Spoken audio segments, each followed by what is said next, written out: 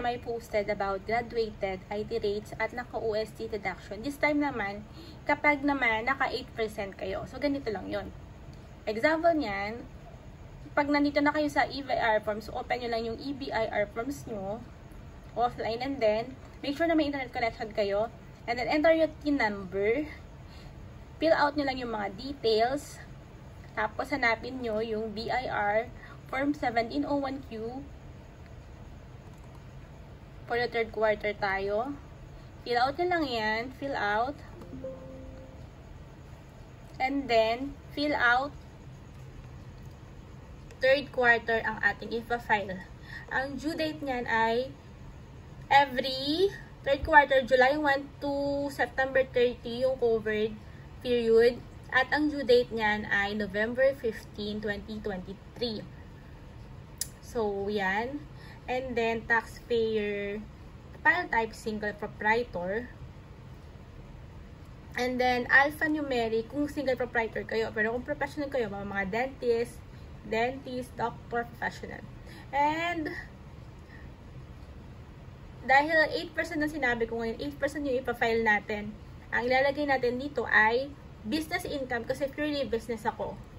So, kung hindi naman kayo purely business, kung ano kayo, by a profession, katulad ng mga dentist, ito yung i-fill out ninyo. Mixed income earner, kung halimbawa, meron kayong business and at the same time ay employee rin kayo. Yun yung gagamitin nyo. So, this next is, fill out nyo na yung mga details. Kunwari lang to. And then, citizenship. Make sure na wala kayong makakaligtaan kasi kung may nakaligtaan, nawawala yung mga amount na in-input nyo dun sa page 2. Ayan. Tapos, fill out nyo lang yan lahat. Kung may spouse. And then, next na kayo. Kung mapapansin ninyo, yung sa graduated IT rate, hindi nyo na siya mapifill upan. So, naka-close siya, hindi non-fillable siya. Kasi 8% yung pinili natin. Kaya, dito sa schedule 2, ito yung open. Dito nyo lang ilalagay yung in-input nyo. Hanapin nyo yung number 47, sales revenue, lahat yan. Income nyo from July 1 to September 30. Income nyo nung third quarter. Yun lang yung ilalagay nyo dito. Gross, hindi kasama yung na less ng tax. Gross, total gross yan. Ang total gross, check nyo yung cash receipt nyo for the third quarter, 7,225. 7,225. Ang basis natin dyan ay gross sales. So, dapat meron kayong record. Yung tignan nyo yung inyong bookkeeping file ninyo. Magkano yung nasa cash receipt. Yun ang basis nyo. At, automatic na siya.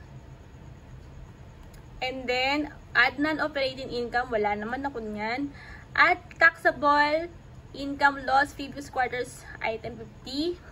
Kung eto yung last quarter, kung magkano yung binayad natin, magkano yung income mo nung last quarter. Ito yun. Lalagay nyo lang siya dito sa number 50.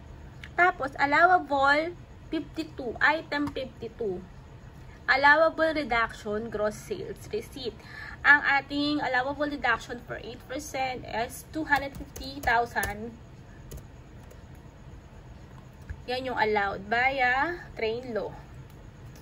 At kung mapapansin niyo, automatic na rin siyang nag-compute. So, ang taxable income loss to date natin ngayon ay 100, negative pa rin siya, negative 138 pa rin. So, ibig sabihin wala pa rin tayong tax due for this quarter. And, validate nyo lang. Okay na siya. Validation successful. Kapag okay na to, submit nyo lang. Submit. Click nyo lang yung submit. And wait the BIR confirmation receipt na isi-send sa inyong email. At make sure na i-save nyo yun. I-save nyo yung email. I-save nyo yung soft copy. At i-print out nyo na rin para maraming copy. Dahil once na humingi kayo sa BIR or mag-close kayo ng business, hihingi nila yan dahil hindi updated yung system ng BIR. Naranasan ko na yan one time na kumuha ako ng authenticated na ITR ko dahil may paggagamitan ako. Kung kahit walang paggagamitan, pwede naman din kayo humingi ng authenticated na ITR every after na mag-submit kayo ng annual ITR. So that's all. Before anything else, don't forget to subscribe!